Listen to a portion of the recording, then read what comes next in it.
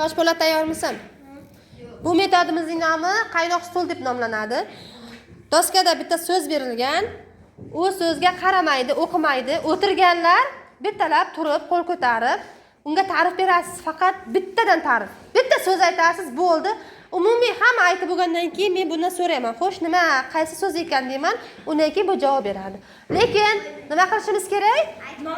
Bildirmasligimiz kerak. Iloji boricha bildirmaslik kerak. Tushunarlimi? Qaytani. Ovqat yaxshi. Hammadan. Rangi yashil. Jim tur. Xo'p, yana.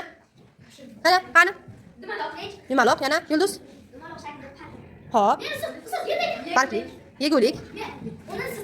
Sirti qalin. Yana kim? Yana qaytadi.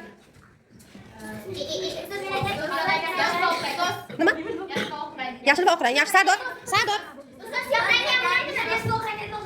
Xo'p, kim? Aha. Yaxshi, yana. Muhammad. Xo'p, qani? Sabzavot. Toshpo'lat topdingmi? Javob bormi? Javob bo'lmasa nima?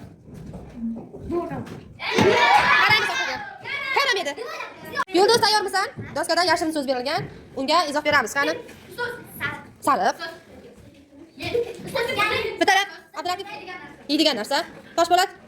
Taxir. Qani? Tropik meva. Xo'p, tepasi yashin. Taros.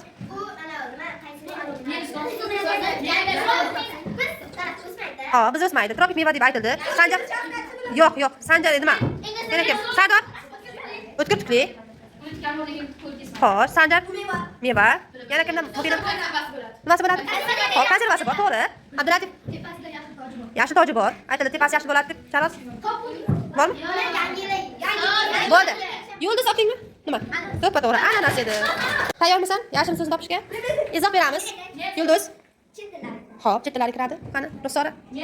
Ko'pincha har viloyat davlatlarda ishlatiladi. Xo'sh, yaxshi. Toshpo'lat. Yaxshi, Sanjar. Bor edi, qaytadi. Aha, nima ekan? To'ppa-to'g'ri.